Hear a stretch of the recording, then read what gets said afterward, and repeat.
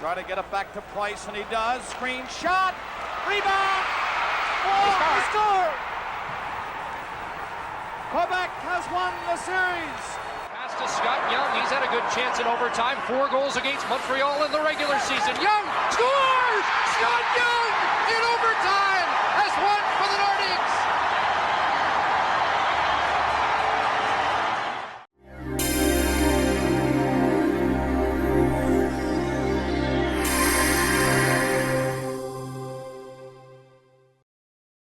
Oh my God, the Nordiques are taking over everything.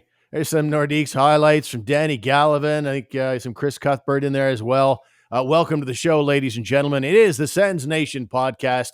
We are going to get into Nordiques-Gate here on the program. We're going to talk about a trade rumor that's out there. Elias Pettersson, Josh Norris may be involved. I'm not sure that Greg and I are all that on board with that particular rumor. Brady Tkachuk, he's only like 25, and he's already got a bunch of club records. And Cole Reinhardt placed on waivers, and much more coming up here on the program. Greg, how are things going with you? Things are going well, Steve. I was disappointed on Sunday.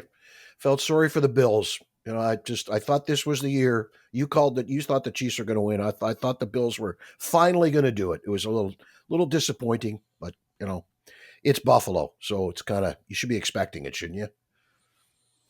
Yeah, then maybe the Pagula curse, as we know Buffalo on the NHL front not doing very much, but just heartbreak after heartbreak for Bills fans.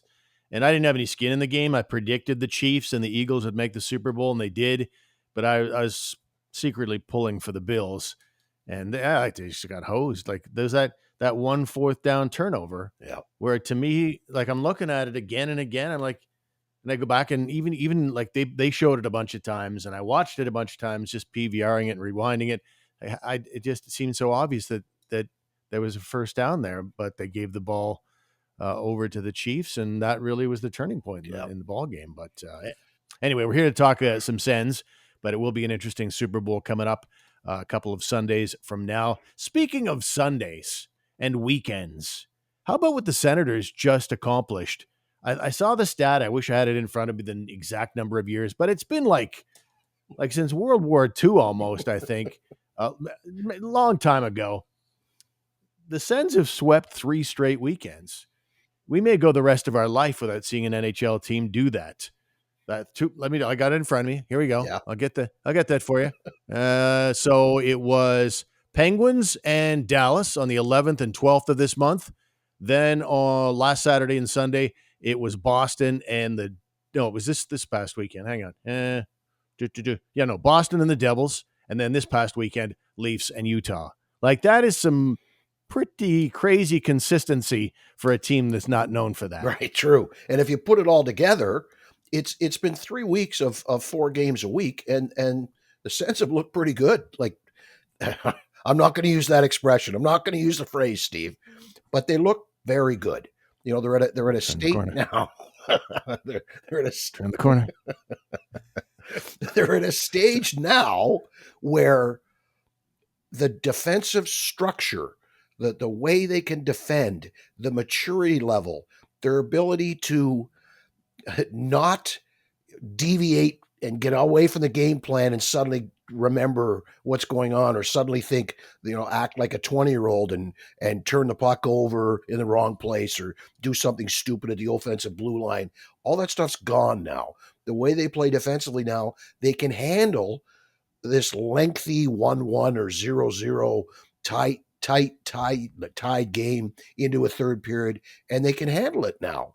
And that's really nice to see. That's a serious sign of maturity. And I think that's what allows them to win these games, allows them to have this success they've had these weekends and these back-to-backs, because that second game, they're so used to playing a low-scoring game now that they're not, oh, hey, we're tired and we're not really scoring or producing much in our back-to-back game. Well, it doesn't matter because you don't produce much anyway in any game these days. So they can persevere through these things, and they've gotten the results for it, and they're in third place in the Atlantic Division, for crying out loud. Yeah, that is great to see. It has been since October 24th. They're briefly at 4-2 at the start of the year. They're in second place. After that, they dropped right out of the top 3, and they have not been back there since. So, as Mike Johnson from TSN put it, they're kind of out of the mud now. The mud that is the wild card chase, and it is wild because there are a lot of teams up. The Sens have been wallowing in that mud for some time now. They're out of that mud, but not by much. And for They're how just long? sort of skimming on the surface. Yeah, they obviously need to keep rolling. I mean, they've got themselves a little room for error, but not much because they actually they weren't in a playoff spot. They jumped out of they're out of the wild card, and then they jumped right into third place in the Atlantic Division. So they're making ground on the Atlantic teams, the Bostons and the Tampa Bays, and that's great to see, but you got to keep it going. There is absolutely no room to take your foot off the gas at this stage of the game. And one of the things, you talk about them playing a lot better. The goaltending continues to be mystifying. The city that calls itself, the home of the goalie graveyard, doesn't seem to matter who they put in net right now. It seemed like Maryland had taken control of the net, and Forsberg then went out and got a 4-game stretch where he gave up like 6 goals. And then Maryland, in a back-to-back, got back in there on Sunday after Forsberg looked so good against the Leafs, and Maryland looked fantastic against Utah. So I really don't, and it could happen this week. There's talk that on Thursday, Linus Ullmark may be back in the lineup. I'm not really sure how I would handle things exactly, but at least based on practice, Greg, it looks like Maryland is back to the number 3 role. He was at practice today, kind of working out on his own on the far end, while most of the team were doing drills with 2 nets, and one of them was Ullmark and one of them was Forsberg. So if you're to read the tea leaves on that, it seems like maybe Travis Green has made up his mind there. Yeah, that makes sense. We've talked about it enough the last 3 weeks of shows here. We discussed the goaltending situation, and while I think we're still probably both advocates for a 3-man rotation for a little bit at least, I can understand if right away they just send Maryland down. I can see them keeping 3 at least until Ullmark's played a game or 2, and then send Maryland down. But yeah, that's a good sign. If Linus Ullmark's ready to play, it's a great problem to have. We've said that too, right? Hey, I got 3 goalies who are, one's a reigning Vezina, and the other 2 are looking real good this last month or so. Like, wow, what a great problem to have in this town with the goaltending situation we've had here for so long. Yeah, and it's not like if they send Maryland down, it's not that old game show. You are the weakest link. It's not that at all. It's just a matter of they want to get their superstar back in there, the guy that they're going to be investing $8.25 million to for the next 4 years after this. They want to get him back in there, and they like what and Forsberg's playing well, so there's no shame in going down. The key is that the reason you don't keep 3 is because you can send Maryland down without losing them on waivers. And you don't want him to get any rust hanging around here up in the press box. You want to keep him fresh in case you need him. So this pecking order, I think, works out very nicely in that it keeps everybody playing and it keeps the goaltending depth intact. Now, we need to get on to Nordiques-Gate because it's all anybody wanted to talk about over the last day. And, Sens fans basically saw Sparta-chat wearing a jersey that was half Senators and half Nordiques. Not since Eric Lindros have I seen such anger toward the Nordique logo. So it all starts basically, just to reset the story. Michael Andlauer, the new owner of the Ottawa Senators, holds a Quebec City news conference, Thomas Chabot at his side, to announce that the Sens are going to play a couple of exhibition games there this fall. Okay, fine. That's cool. Then he basically drops, when he's asked about it specifically by a Quebec reporter, about regular season games someday in Quebec City. He said, that's the vision. Yeah, I could see that happening someday, but it's up to the NHL, not up to me at all. And that raised another eyebrow. And then finally, with them trotting Sparta-chat out there with half decked out in Nordiques colors, that rubbed people the wrong way in a big way. And so I'm keen to know what you think about the whole thing as Sens fans took to social media to say, what a disaster PR move there. What are you doing? Why are you getting chummy with Quebec City, the very city that most loudly wants an NHL team? What did you think of the whole day? I thought of Shakespeare, Steve. Much ado about nothing. Like, please, people, relax, okay? It's no big deal. Think of the audience. This wasn't a press conference in downtown Ottawa to discuss the Ottawa Senators and what we could do to help the team. This was a press conference in Quebec City talking about bringing the Senators there and playing some games there. His audience was Quebec City specifically, was Nordique hockey fans specifically. So, like, who cares? Is it really that big a deal? I get that it's that wound is probably fresh from Eugene Melnyk talking about one time or other wanting to leave town. And there was rumors about the Senators were going to play regular season games in Quebec City, 5 or 6 a year. And maybe that was a precursor to moving there. Like, that's all water under the bridge. That's not part of the program anymore, people. I think we're all good here. If everybody just relax and deal with it, okay? Knock it off. I'm not going to tell fans how to feel, but I think, to some degree it was that, but I understand it. You know, whether you want to call it scar tissue or PTSD from the Eugene Melnyk years, I think that a lot of that has bled into the evaluation of new ownership. You know, it's once bitten, twice shy. And so you've got a case of Andlauer coming in and doing this as a guy who grew up a Montreal Canadiens fan and missing dearly the Battle of Quebec, and then all the business with Melnyk in the past. I think the organization just, I think it's a misstep. I think they probably would have presented it a whole lot differently if they had a do-over on it. I think you're quite right that there's no ill intent here. It all comes down to, can you separate Michael Andlauer from Eugene Melnyk? And if you can, and you realize that Andlauer is a way, way more quality owner, and I hate to say it because I don't like to go at people and stuff, but he's a better person. He comes at it from the right perspective. And to me, if you're able to separate the two, then you should not remove the benefit of the doubt. You removed it from the Melnyk era. I get that. And nobody would, have any problem with you doing that. But the new guy, he's a season and a half into his time as owner of this franchise, and he's done nothing to make me think he's planning to move the team. This is 3 years ago. Yeah, I'm all over this. What are you doing? This is an outrage. But it seems like, again, the previous ownership and the way people felt about it have now bled here into this thing. And I think that's the biggest thing that was at work here, the distrust that already existed. It's funny, Michael Andlauer talked about, why did I inherit this Dadonov thing? It's beyond me why I inherited that. Unfortunately, you also inherited some of the ill will toward ownership that Eugene Melnyk brought to the table. I'm with you. I'll give you that, but I just think the people making a stink about it were getting a little carried away. Just let's settle down. You hit the nail on the head that would they like to have done it differently? Yes, but the bottom line is there was no ill intent. There was no hidden malice here. It was just maybe it was a misstep. Let's leave it at that. I understand fans, being sensitive about the new owner getting chummy with that particular market, Mm-hmm. but I really don't. I mean, Cyril Leader talked about it. They're talking in terms of, that's a market that's up for grabs. There's a lot of hockey fans in Quebec City, and not many of them like the Montreal Canadiens. Bingo. And so then who else? So there's money to be made there, broadcast wise. There's TV ratings to be had there, all the way out to the East Coast. That is territory NHL wise that's up for grabs, which is why they go to Atlantic Canada quite a bit in the preseason too.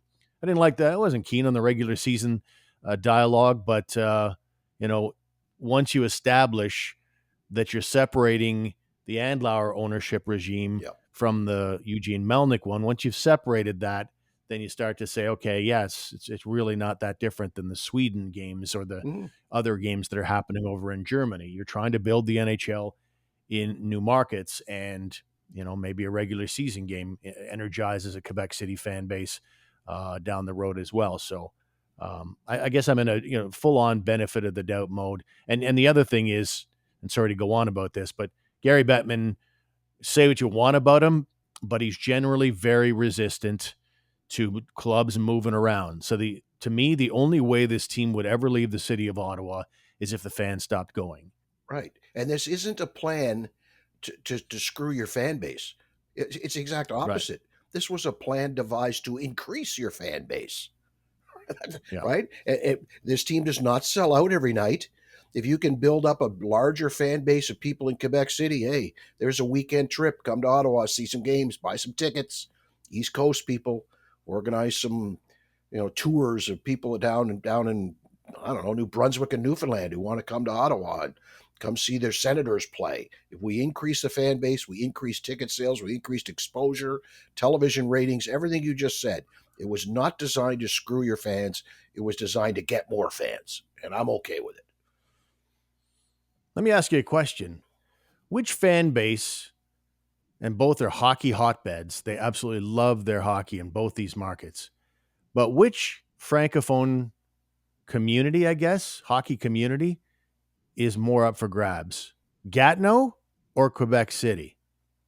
Yeah, well, Gatineau, obviously. I really believe that you got a much better shot of drawing more fans from Gatineau because they're right across the river, for crying out loud. Quebec, it's not exactly down the road.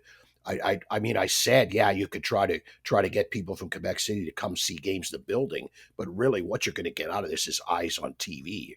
I don't know that you're going to get all that many fans coming to games, but Gatineau, my God, they're right across the river. I'd like to know what percentage of fans that attend games are from Quebec.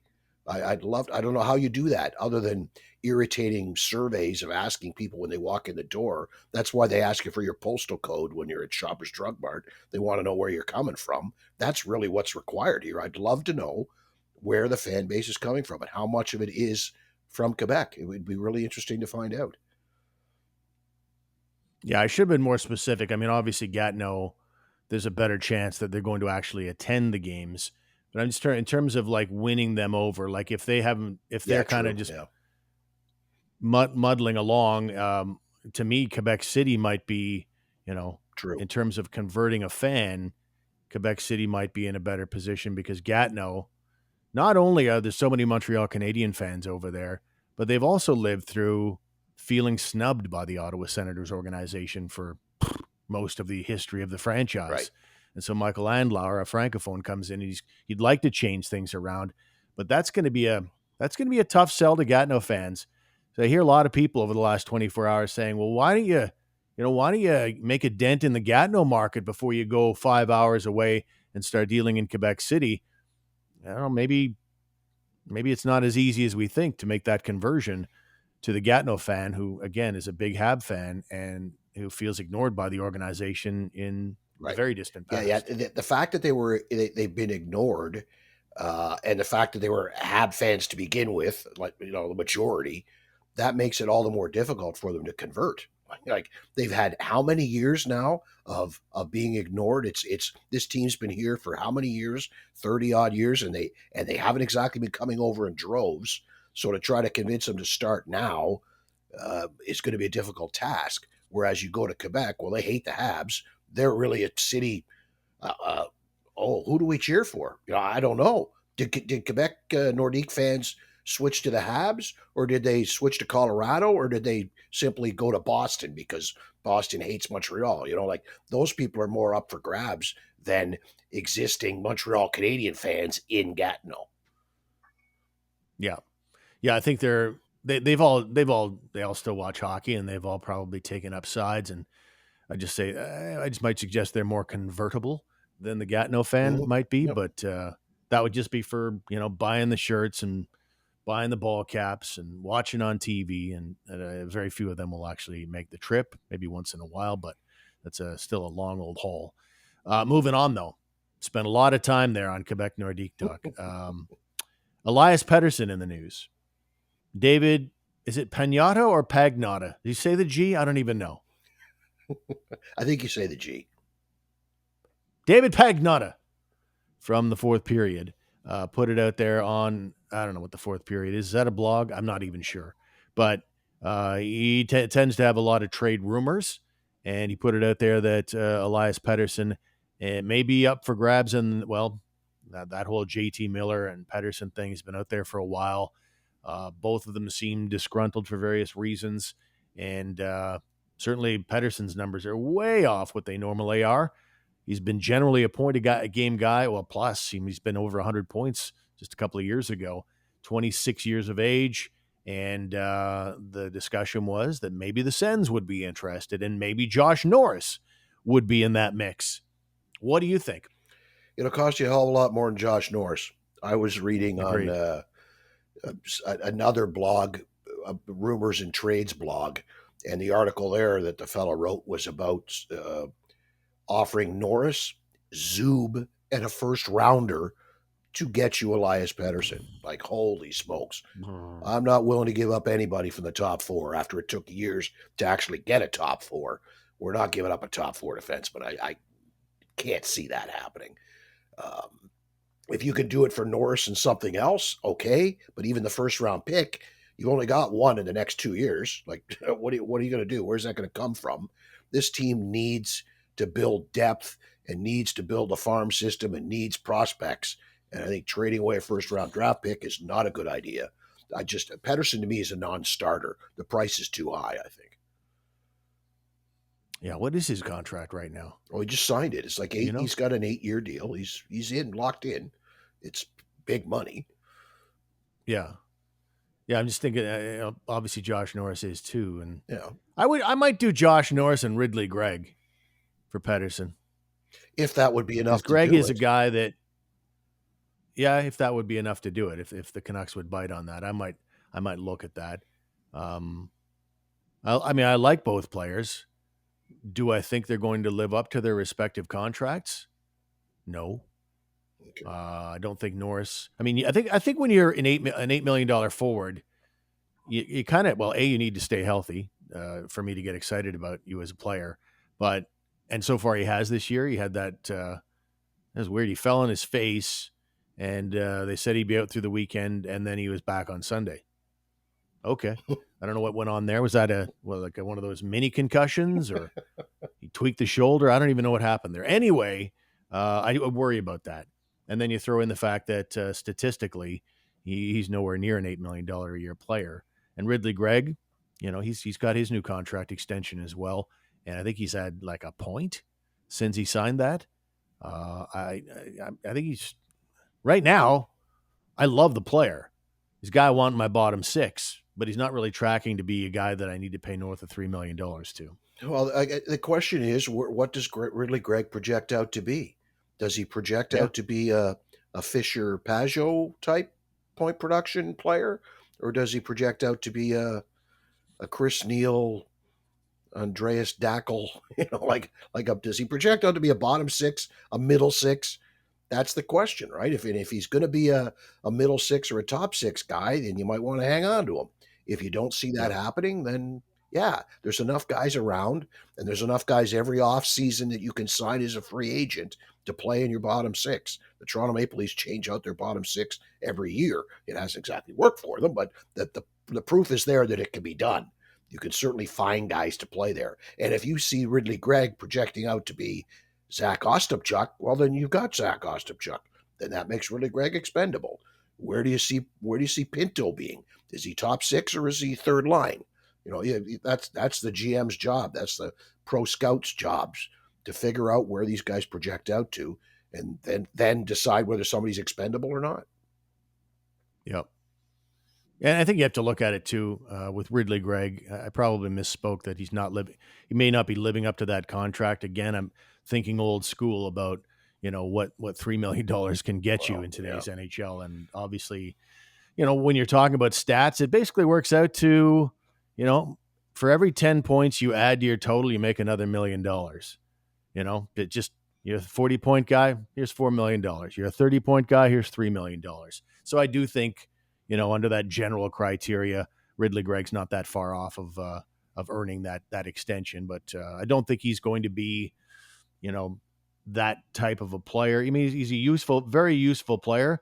But as I mentioned, when he signed the contract, I think he's Nick Cousins. I think he's the same player at this point of the game. And I don't know that he'll elevate a whole lot offensively from here, but only time will tell. That's a deal I'd probably look at, though. Gregg and Norris for Pettersson, and we'll throw in a second rounder, the obligatory second rounder, because you always have to do that.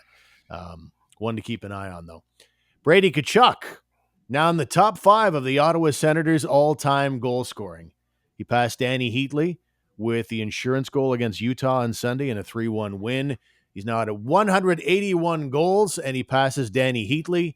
And looks like he'll probably catch Marian Hossa as well. He's only 7 away from him. So he's about to go on the Mount Rushmore of all-time Ottawa Senator goal scorers. And for guys of our vintage, Greg, it's crazy to think that because it feels like the kid just got here. Yeah. Well, we were talking before we started here. This is 7 years. I would have said it was 5, right? It's 7 years. And you were saying he's in the top 5 of pretty much everything now, isn't he? The crazy one is shots. Shots on goal. Is he not like top 2 or 3 all-time Ottawa Senators in shots on goals in 7 years? He's there in points. He's there in PIMs. He's there in goals. He's there in power play goals. He already leads in overtime goals. You never would have seen. It shocks me. It just shocks me that he's climbed that high up the list and he's not even a goal scorer, Steve. Like, that's not his calling card. So it's pretty impressive what he's been able to rack up in 7 years. 5 or 6 of those years playing on absolute crap teams, that he's managed to put up these kind of numbers. Good for him. Yeah, I'd still call him a goal scorer, but he's not like, your perennial 50 goal man or anything, but he almost had 40 goals last year. Let me just get the stats there. The goals are not bad. Yeah. Of course, you can't just put in Tkachuk. You obviously, it's funny how you put in Tkachuk and Matthew comes up. So I don't like that. We're gonna have to call the Mr. Google machine. 37 goals, 37 assists last year. Right now, he is probably not on pace to hit that this year. So, but 30 goals, 35 goals, 37 goals, and this year 19 in 50. So, elite goal scorer.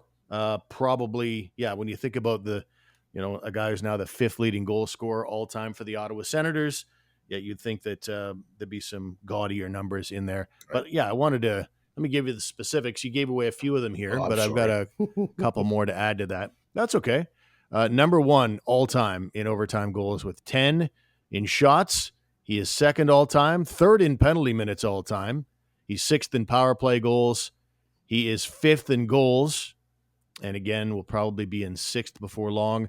In points, he's going to move into the top 5 by the end of the year. He'll be passing Hossa, Redden, and Bonk by the end of the year. He has 388. And assists, he is in the top 10. And games played already, he's at 490, which is 12th all time. Yeah. So this is how it goes for a young franchise, a young expansion franchise. Yeah, it doesn't take long you're the centerpiece to rock it up. You're the centerpiece of the franchise. You're the number 1 guy. You play in, you don't kill penalties, but you play all the power plays. You play 5-on-5. You're the guy that's counted on to produce, and he's producing. I mean, just to think back to that draft again, eh? Just think back to that draft, and fans were disappointed that we ended up with Brady Tkachuk. How terrible. Oh, my God. How are we going to ever get through this? Yeah. Imagine being the Hab fan. Now, the Habs are going well, so there's not a lot of frustration in Montreal right now, but just thinking back to that draft, not only did you not get Tkachuk, but the guy you did go for is someone that you let walk and got nothing for after he was offer sheeted. Kotkaniemi with the Carolina Hurricanes now. Anyway, that's a story for another day, but it is interesting that Tkachuk is just 25. Where's he going to be points and stats-wise a decade from now if he is still here, which is a big, big, big, big if. But he could really rewrite the Sens record book when you get down to it. And as I was saying at the Hockey News Ottawa today, there really is only one stat that he's focused on right now, and that is removing all those zeros from his playoff resume. So anyway, moving on. A couple more things as we wrap up. Cole Reinhardt on waivers. This is the nature of the Sens getting healthy, including Reinhardt getting healthy, because you've got Michael Amadio who's healthy. You've got David Perron who's back. Matthew Highmore has emerged as a guy, among the 12 forward skaters the Sens are rolling with right now.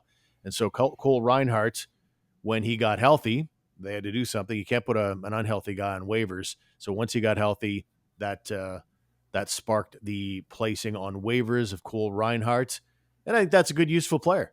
He was the leader for the Belleville Senators with 16 points in 13 games when he got called up. And Belleville will be thrilled to get their best scorer back. but just a nice asset to have for depth for that 2020 draft. 6 guys from that draft have played for the Ottawa Senators this season, including Reinhart. Yeah, and this shouldn't be a surprise to anyone. He's going to be sent back down to Belleville. You got to clear waivers to do that. It's the same reasoning that Marilainen's going to go down and not Forsberg. Forsberg's got to clear waivers. It sucks to be Cole Reinhart to have that type of deal, but that's what you got. And in a perfect world for him, I guess in a good place is that somebody picks him up. But I can't see that happening. I'm sure he'll just go right back down to Belleville and continue to produce and help that club out. All right, looking ahead to the next 3 games, the Senators hosting the Washington Capitals on Thursday of this week. Then on the weekend, the Sens will host the Minnesota Wild. There's some talk that Kaprizov may be headed for surgery and may not be available for Minnesota in that game. So while you don't like to see anybody get hurt, that's decent timing from a competition standpoint for the Senators. And then on Monday, though the Sens wish it was a Saturday-Sunday again, Monday the Sens will be traveling to Music City, Nashville, to take on the Predators, and that is the next 3 games. And another big one as well in a back-to-back on Tuesday. They'll be in Tampa against the Lightning, one of the teams they'll be quarreling with down the stretch to stay in the top 3. So that will be a huge 4-point game. So some big games coming up. They're all going to be big for the Sens here down the stretch. Any final thoughts today, Greg? No, I'm looking forward to that. That's a 4-game stretch that's at first you're looking at the first 3, okay, win 2 out of 3, and then you got Tampa the very next night. It's going to be tough, but if you truly are a playoff team, then you don't go 0 for 4. You go at least 2 for 4, if not 3 for 4 or 5 points out of 8, something like that. You got to be over 500 in the next 4-game stretch. I'm looking forward to it. I'm glad we have Nordiques-Gate behind us as well. Though it was quite amusing to see Sparta-chat come out in a jersey. And even the jersey seemed to be transitioning from Ottawa to Quebec. I thought it's like, wow, this is just the perfect storm here, what they got going here. Something that was just meant to be innocent and fun, a nod to Nordique fans who are excited about the NHL, coming by for a visit in the fall. Just everything that could go wrong did go wrong. But we'll call it quits there, ladies and gentlemen. Thank you for being with us.